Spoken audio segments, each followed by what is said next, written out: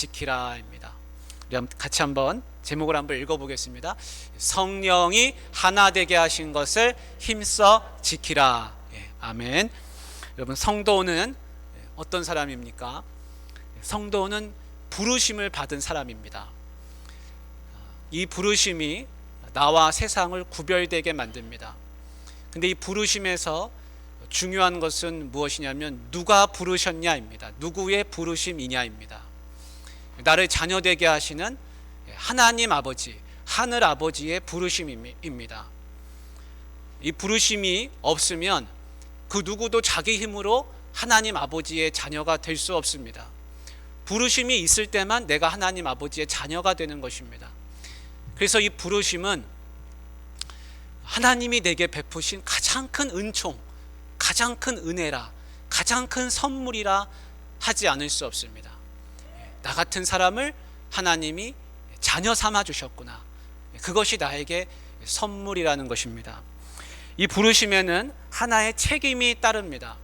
우리가 육신의 부모님으로부터 나음을 입으면 그 부모님을 공양하고 공경하고 섬기는 그런 책임이 그 자녀에게 있습니다.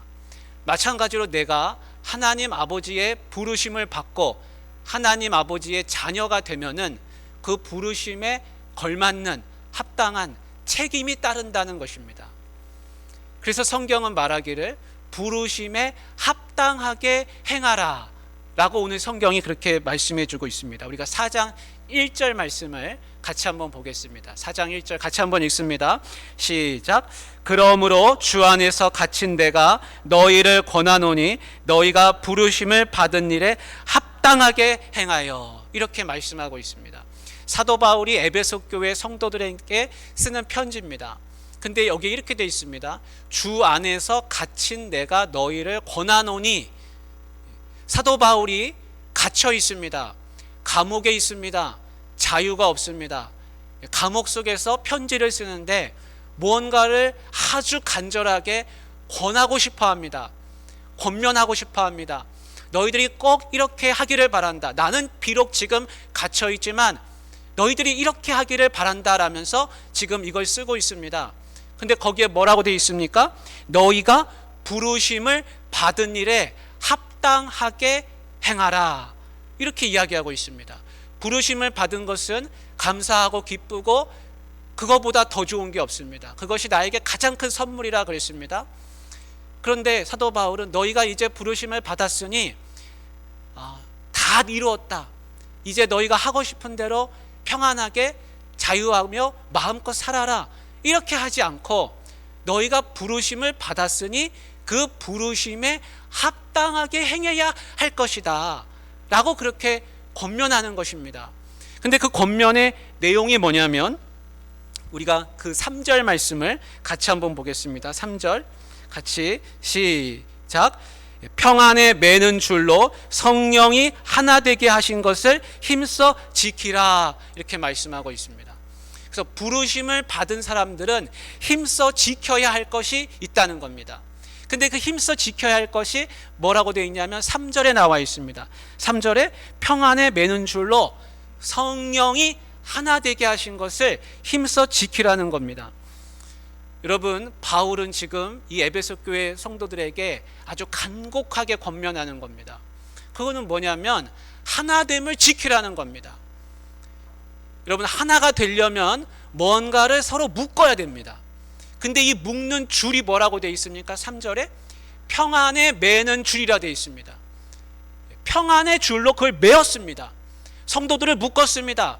근데 누가 묶었습니까? 3절에 뭐라고 되어 있습니까? 성령이 하나 되게 하셨다. 이렇게 되어 있습니다. 그래서 우리 성도들을 하나로 묶었는데 이 묶은 줄은 뭐냐면 평안의 줄이고 이걸 묶으신 분은 하나님이시라는 겁니다. 성령님이시라는 겁니다. 그것을 힘써서 지키라. 이렇게 말씀하고 있습니다. 여러분의 가정이 이 평안의 줄로 하나님께서 묶으신 줄 믿으시길 바랍니다. 교회도 마찬가지입니다. 교회도 평안의 줄로 성령님이 성도들을 묶어주셨습니다. 이것을 힘써 지키는 것이 아주 중요합니다. 여러분, 힘으로 묶여지지 않았습니다. 지식으로 묶인 게 아닙니다.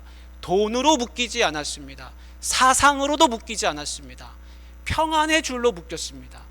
그래서 평안을 지키는 것이 아주 중요합니다. 평안을 깨는 것은 안 됩니다. 말로 평안을 깨도 안 되고 행동으로도 안 되고 눈빛 하나로도 평안을 깨면 안 됩니다. 하나님이 이 평안의 줄로 묶으셨습니다. 이것을 깨는 것은 용납되지 않는 것입니다. 세상은 다릅니다. 세상은 뭘로 묶였습니까? 세상은 이권으로 묶여 있습니다. 자기의 유익으로 묶였습니다. 돈으로 묶여 있습니다. 사상으로 묶여 있습니다. 그래서 세상은 내 유익에 맞지 않으면 끊어지는 겁니다. 나한테 유익이 돌아오지 않으면 그 줄을 끊습니다. 내 뜻에 맞지 않으면 벗어나 버립니다. 그러나 교회와 가정은 다릅니다. 고귀한 공동체는 무엇으로 묶여 있냐면 사사로운 이권, 이익 그런 것으로 묶인 게 아니라 평안의 줄로 묶여 있습니다. 하나님이 그것을 묶으셨습니다. 사람이 묶은 게 아니라는 것입니다. 그러면 이 평안의 줄로 묶여 있는 것을 잘 지키라 이렇게 말하는데 어떻게 하면 이것을 잘 지키는지가 2절에 나옵니다. 2절에는 성품에 관련된 이야기가 나오는데 그것을 오늘 같이 좀 나누려고 합니다. 2절을 같이 읽겠습니다. 시작. 모든 겸손과 온유로 하고 오래 참음으로 사랑 가운데서 서로 용납하고 이렇게 되어 있습니다. 사도 바울이 제일 먼저 쓴 것은 뭐냐면 겸손입니다. 겸손. 겸손은 자기를 낮추는 겁니다. 다 겸손이 뭔지 압니다. 높은 사람 앞에서 자기를 낮추는 것은 쉽습니다. 잠깐 겸손하기도 쉽습니다. 누구한테나 겸손하는 것은 어렵습니다. 항상 겸손하기가 어렵습니다. 근데 사도 바울은 뭐라고 썼냐면 모든 겸손이라 썼습니다. 모든 겸손. 여러분 동방 박사들이 지식이 많은 사람들입니다. 그들이 저 동방에서부터 아기 예수님을 경배하기 위해서 그 별을 보고서 따라옵니다. 이제 곧 메시아가 귀한 분이 탄생할 거라는 겁니다. 그래서 그들이 그 별을 찾아왔는데 유대 땅에 와서 유대 땅을 다스리는 헤롯 왕을 만났습니다. 그래서 우리가 이렇게 해서 메시아가 태어날 거라 생각하고 왔습니다. 그러자 헤롯 왕이 하는 말이 있습니다. 나도 그 아기 예수에게, 아기 메시아에게 경배하고 싶으니 그를 찾으면 나에게 꼭 좀 알려달라. 나도 경배하기를 원한다. 그렇게 했습니다. 그러나 그 헤롯 왕의 마음에는 무슨 생각이 있었냐면 메시아가 태어나면 자기의 왕권을 빼앗을까 봐 두려운 나머지 그 아기가 어리니까 그 아기를 찾아서 내가 죽이리라 이런 마음을 품었습니다. 동방 박사들은 결국 아기 예수님을 마국간에서 만나서 구유에 놓인 그 예수님에게 경배하면서 황금과 유향과 모략을 드렸습니다. 그들은 예수님을 진짜로 만났습니다. 그런데 결국은 어떻습니까? 헤롯 왕은 그 베들레헴 바로 옆에 예루살렘에 있었지만 그는 아기 예수님을 만나지 못했습니다. 왜 만나지 못했습니까? 그는 진정으로 겸손한 사람이 아니기 때문에 메시아 그리스도를 만날 수가 없었습니다. 여러분 겸손한 사람은 그리스도를 만납니다. 구원자를 만납니다. 그러나 겸손한 척하는 사람은 메시아 그리스도 구원자를 만날 수 없습니다. 왜냐하면 그는 높은 곳에 있고 그리스도는 낮은 곳에 있기 때문에 그렇습니다. 아무개 집사님이 세상을 떠났습니다. 그리고 그 집사님이 천국에 갔다 그럽니다. 천사가 그 길을 동행해 줬습니다. 그 집사님이 가만히 생각해 보니까 나하고 함께 교회에서 신앙생활 하다가 먼저 떠나가신 분들이 어떻게 됐을까 너무 궁금했습니다. 그래서 천사에게 물었습니다. 천사님, 나하고 같이 교회에서 신앙생활하던 그 아무개 집사님 지금은 어디에 있습니까? 그러자 천사가 그 집사님 있는 곳을 가리켜 줬습니다. 집사님은 빛나는 황금 식탁에 앉아 있는데 천사들이 그 옆에서 날개를 휘저으며 그 집사님을 수종 들고 있었습니다. 음식을 나르고 있었습니다. 너무나 아름다웠습니다. 그래서 그 집사님이 그러면 우리 교회 장로님은 어디 계십니까? 그랬더니 천사가 그 장로님 있는 곳을 가르쳐 주는데 장로님이 셀프 서비스로 음식을 갖다 들고 계셨습니다. 그러다 갑자기 궁금해졌습니다. 우리 목사님은 어디 계십니까? 야, 너희 목사님은 벌써 배달 나가고 여기 없다. 여러분, 그랬다 그럽니다. 예, 목사님은 배달 나갔습니다. 여러분, 높아질수록 겸손하기가 어렵고 신앙생활 오래 할수록 겸손하기가 더 어렵습니다. 성경 많이 알고 믿음 생활 오래 했다고 겸손한 것이 아니라 우리는 언제든지 겸손해야 될 줄로 믿습니다. 예수님이 말씀하신 가장 빛나는 자리는 잔치의 끝자리라 그랬습니다. 천국에 들어가기에 가장 합당한 사람은 제잘거리는 어린아이들이라 그랬습니다. 오늘 저 위에 보니까 우리 혜원이 시원이도 있고 우리 성모인가요? 성모도 있고 여기 스라 지아도 있고 한별이 한솔이도 있고 서연이도 있고 다 이렇게 다 있는데 이 아이들이 사실은 천국에 들어가기에 가장 합당한 아이들이고 저 같은 자가 가장 들어가기가 어려운 곳이 바로 천국입니다. 왜냐하면 아이들은 겸손하고 우리 어른들은 신앙이 흐를수록 겸손하기가 더 어렵기 때문에 그렇습니다. 우리 귀한 성도님들 늘 누구에게든지 겸손하실 수가 있기를 바랍니다. 그 다음으로 바울이 이야기하는 것은 온유입니다. 온유는 부드러움입니다. 여러분, 암탉이 알을 품는데 그 알을 품는 그 자리가 바로 가장 온유한 자리입니다. 왜냐하면 가장 부드러운 곳이기 때문에 그렇습니다. 온유한 사람은 사람이 붙습니다. 그러나 온유하지 않으면 사람들이 곁에 가지를 않습니다. 사람들은 부드러운 곳을 좋아합니다. 만지면 부드럽고 촉감이 좋고 눈빛이 부드럽고 말이 부드럽고 그 사람이 온유한 사람입니다. 그래서 사람들은 그 온유한 사람 곁으로 모이는 겁니다. 반대되는 사람은 가시가 돋친 사람입니다. 여러분, 가시가 돋친 사람 옆에는 다른 사람이 갈 수가 없습니다. 붙고 싶어도 붙을 수가 없습니다. 땅으로 비유하자면 온유는 옥토밭입니다. 성경에는 옥토밭에서 열매가 맺힌다 그랬습니다. 가시밭, 돌밭은 열매가 맺힐 수가 없습니다. 자라나다가 기운이 막혀서 가시에 찔려서 그것이 죽어버린다 그랬습니다. 돌밭은 뿌리도 못 내린다 그랬습니다. 돌밭 같은 마음, 가시 같은 마음이 있으면 온유하지 않기 때문에 다른 사람들이 내 옆에 올래야 올 수가 없습니다. 가족들도 마찬가지입니다. 아이들이 집으로 못 들어옵니다. 집에 가면 가시 돋친 말들이 난무하기 때문입니다.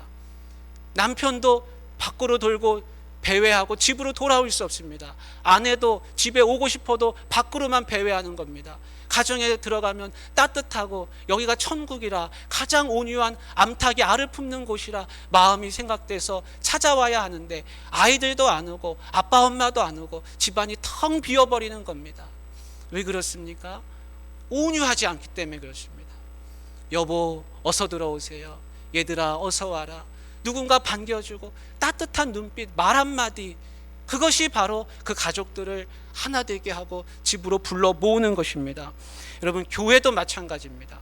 교회도요, 어떤 곳에 새 생명이 자라냐면 온유한 교회에 새 가족들이 많이 옵니다. 눈빛 하나만 보면 새 가족들은 압니다. 아, 이 교회 성도들이 나를 반겨주는구나, 나를 좋아하는구나. 말 한마디에 그 온유가 담겨 있습니다. 여러분, 영혼이 담긴 그 온유한 말 한마디로 환영합니다. 어서 오십시오. 당신이 있어 행복합니다. 그저 감사합니다. 이런 말들을 서로 하면 많은 새 가족들도 오고 새 생명도 오고 성도들이 교회 오고 싶어서 안달이 납니다. 거꾸로 되면 어떻게 되겠습니까? 거꾸로 되면 제일 힘들어지는 것이지요. 우리 교회가 어미닭이 알을 품는 그런 자리가 되기를 원합니다. 여러분, 한경직 목사님, 영락교회 세우신 한경직 목사님 부부는 부부싸움 안 하기로 유명했다 그럽니다. 근데 그 부부싸움 안 하는 비결은 간단했는데 밖에 나갔다가 목사님이 집에 들어오면서 항상 사모님의 눈치와 안색을 먼저 살펴보고는 좀 이상하다 싶으면 그저 내래 잘못했디요 하면서 인사를 대신했다는 겁니다. 사모님이 내가 뭐라고 했어? 라고 말하면 그러니까 내래 잘못했다는 거지요 라고 또 먼저 사과를 했다 그럽니다.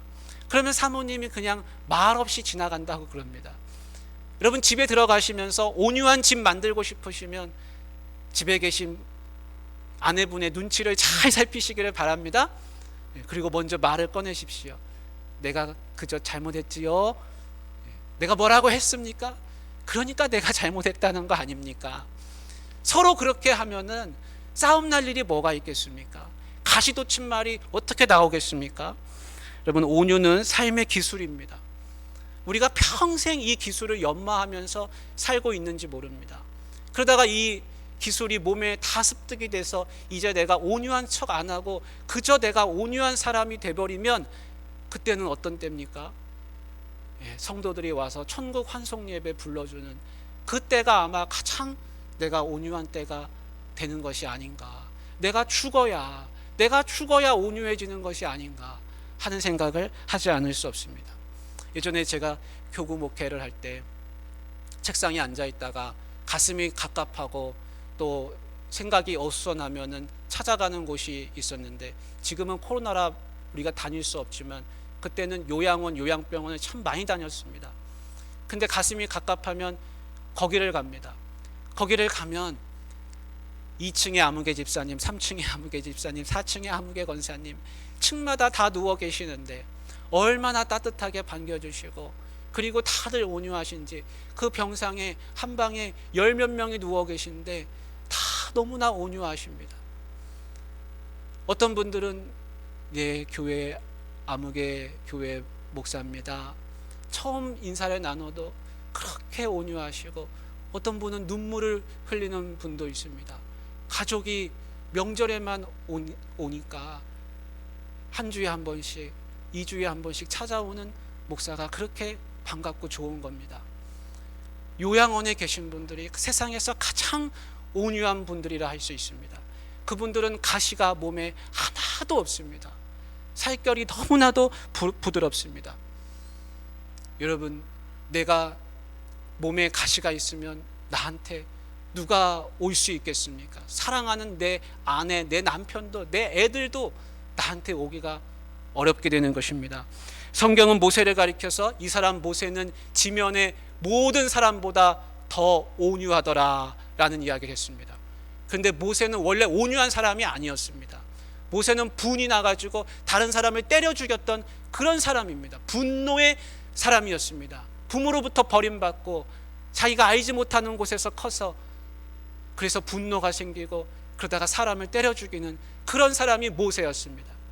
그런데 40년 동안 광야 생활을 하고 나니까 그 몸속에 있던 가시가 다 빠졌습니다. 그래가지고 그가 이스라엘 백성을 출애굽시키는 지도자가 된 겁니다. 여러분, 어떤 사람이 지도자가 되고 어떤 사람이 다른 사람을 구원하는 사람이 되겠습니까? 모세처럼 지면에 온유한 사람이, 그보다 온유한 사람이 없더라. 그런 사람입니다. 온유한 사람이 하나님 앞에 쓰임 받는다는 것을 알 수 있습니다. 사랑하는 성도님들, 혹시 내 몸속에, 내 몸에 가시 돋친 것이 있거든 다 빼내어 버리실 수 있기를 바랍니다. 그 다음으로 바울이 이야기하는 것은 오래 참음입니다. 근데 이 오래 참음이라는 말을 그냥 들으면 잘 들어오지 않습니다. 근데 그 오래 참음의 그 어원을 조금 생각해 보면 들어옵니다. 그게 뭐냐면 이 두 가지 말이 합쳐져 있습니다. 그게 뭐냐면 앞에는 분이라는 겁니다. 분노. 뒤에는 멀리 한다는 뜻이 있습니다. 그 말이 합쳐져 가지고 지금 우리말로 오래 참음이라 이렇게 써놨습니다. 그래서 여기서 말하는 오래 참음은 다른 게 아니라 분노를 멀리 하는 게 오래 참음이라는 겁니다. 여러분, 분노는 감정입니다. 감정은 내 감정이니까 나도 어쩔 수 없다 이렇게 생각하기도 합니다. 분노는, 감정은 마치 날씨와 같은 겁니다. 맑은 날도 있고 흐린 날도 있고 비도 오고 폭풍우도 치고 변화무쌍한 겁니다. 내 감정도 그렇습니다. 나도 내 감정을 잘 모릅니다. 지금은 기쁘지만 조금 있으면 슬퍼지고 화도 나고, 그게 바로 사람의 감정입니다. 그런데 내 감정도 내가 어쩔 수 없다 하면서 그냥 그렇게 치부하고 분이 나는 대로 다 내뱉고 발산하고 그렇게 해버리면 어떻게 되겠습니까? 그렇게 하면은 다른 사람 다치고 나도 다치고 모두가 다 화를 입게 됩니다. 그래서 분노를 적절하게 밖으로 표출하는 것이 참 좋습니다. 분노를 제대로 표현하지 못하면 어떻게 되겠습니까? 그것이 몸에 쌓여서 상처가 됩니다. 그럼 다른 사람이 와서 그 상처를 건들면 그게 또 분노가 돼가지고 또 상처가 됩니다. 그래서 악순환이 생깁니다. 그래서 분노를 몸에 쌓아두면 안 됩니다. 그럼 분노를 밖으로 자꾸 표출하면 어떻게 되겠습니까? 밖으로 잘못 발산하면 내 옆에 있는 사람이 다치게 됩니다. 가인은 자기가 분노가 생겨서 하나님께 제사를 드렸는데 그것이 거절당하자 그 거절당한 것 때문에 마음에 분노가 생겨서 아벨을 쳐 죽였습니다. 분노의 끝은 살인입니다. 사람을 죽입니다. 그러면 마지막은 어떻게 되겠습니까? 자기가 하나님 앞에서 도망다니는 신세가 되는 것입니다. 그래서 분노는 마음에 쌓아두어서도 안 되고 밖으로 함부로 내뱉어서도 안 되는 것입니다. 그러면 어떻게 해야 하겠습니까? 여러분, 분노는 이런 겁니다. 여기 컵이 하나 있는데 이게 쇳덩어리라고 한번 상상해 보십시오. 쇳덩어리가 지금 달궈지고 있습니다. 이거 계속 들고 있으면 어떻게 되겠습니까? 내 손이 뜨거워져서 다치는 겁니다.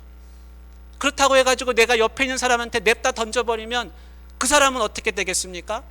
그 사람도 크게 다칩니다. 분노는 이런 겁니다. 그래서 내가 가지고 있어서도 안 되고 다른 사람한테 냅다 던져도 안 되는 겁니다.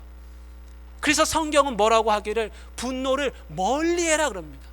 나한테서만 멀리하는 게 아니라 그 사람한테서도 멀리해야 됩니다. 내가 가정에서 분노가 생겼습니다. 나한테서 멀리하려고 내 자식들, 내 아내, 남편에게 그걸 던져버리면 그러면 그들이 다칩니다. 그래서 분노는 누구한테 던져야 됩니까? 하나님 아버지, 하나님 아버지한테 던져야 됩니다. 성경은 그렇게 이야기하고 있습니다. 그래서 분노가 생기면 하나님 아버지 앞에 내가 이렇게 분노가 난다고, 분이 생긴다고 그걸 토로하는 겁니다. 하나님 아버지는 뜨거운 쇳덩어리가 하나님 아버지에게 문제되지 않습니다. 그러면 하나님은 우리를 달래주시고 위로해 주십니다. 내가 살아납니다. 내 가족들, 내 성도들도 주변에 살아나는 것입니다. 사랑하는 우리 성도님들, 분노를 멀리 하실 수 있기를 바랍니다. 그게 오래 참음입니다. 분노 난다고 갖고 계시면 안 되고 다른 사람에게 떠맡겨도 안 되고 하나님에게 떠맡기실 수 있기를 바랍니다. 마지막으로 이야기하는 것이 용납입니다. 용납. 서로 용납하라 이렇게 되어 있습니다. 여러분, 세상이 말하는 용납과 성경이 말하는 용납은 조금 다릅니다. 세상이 말하는 용납은 어떤 용납이냐면 그 사람이 용납할 만한 사람이 되면 용납하는 겁니다. 그가 변해야 용납하는 겁니다. 그러나 성경이 말하는 용납은 그런 용납이 아닙니다. 여기서 말하는 용납은 내가 먼저 그를 받아주는 겁니다. 그가 변해야 받아주는 게 아니라 그가 변하지 않았는데 내가 먼저 받아주는 겁니다. 받아주고 참고 그가 변하기를 기다리는 겁니다. 여러분, 이해가 되셨습니까? 먼저 받아주고 그리고 그가 변하기를 기다리는 겁니다. 안 변하면 어떻게 됩니까? 변할 때까지 기다리는 겁니다. 그게 서로 용납입니다. 하나님은 우리를 그렇게 받아주셨습니다. 내가 변해서 받아준 게 아니라 우리가 아직 죄인 되었을 때 그리스도께서 우리를 위하여 죽으심으로 하나님께서 우리에 대한 자기 사랑을 확증하셨느니라. 성경은 그렇게 말씀합니다. 내가 변해서 하나님 앞에 받아진 게 아니에요. 나는 그대로예요. 나는 지금도 죄인인 겁니다. 그런데 하나님은 나를 그냥 받아주셨습니다. 그래서 어떤 죄인도 어떤 악한 사람도 다 하나님 품에 안길 수가 있게 되는 겁니다. 사랑하는 성도님들, 그가 변하기를 기다리고 계십니까? 그러면 받아주시겠습니까? 죄송하지만 그때는 오지 않을 수도 있습니다. 그러면 평생 그를 받아줄 수 없습니다. 그런데 성경은 서로 용납하라고 말씀하고 있지 않습니까? 그래서 우리는 그가 변하기를 기다리는 게 아니라 먼저 내가 용납하는 것입니다. 아내를, 남편을, 애들을, 그 성도를 내가 먼저 용납하는 것이 성경의 가르침입니다. 여러분 힘드시지요? 모든 겸손과 온유와 오래 참음과 사랑 가운데서 서로 용납하고 평안의 줄로 성령께서 메어주신 것을 힘써 지키는 거 어려우시죠? 예, 어렵습니다. 그런데 성경은 이것을 우리에게 이야기하면서 힘써 지키라라고 말씀합니다. 왜 그렇습니까? 겸손과 오래 참음과 온유와 용납으로 그렇게 하지 않으면 절대로 하나로 묶일 수 없기 때문에 그렇습니다. 이것이 신앙생활입니다. 이것이 주님의 자녀로서 합당한 행함입니다.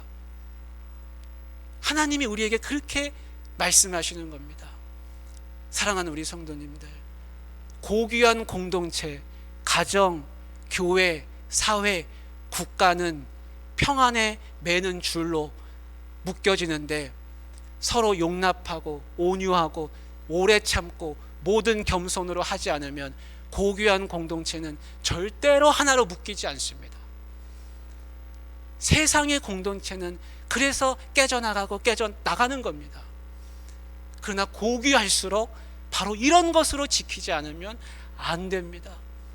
그래서 오늘 사도 바울은 에베소 교회 성도들에게 권면하면서, 그것도 감옥에 있어서 권면하면서 이것을 꼭 힘써 지키라라고 우리에게 이야기해 주고 있습니다.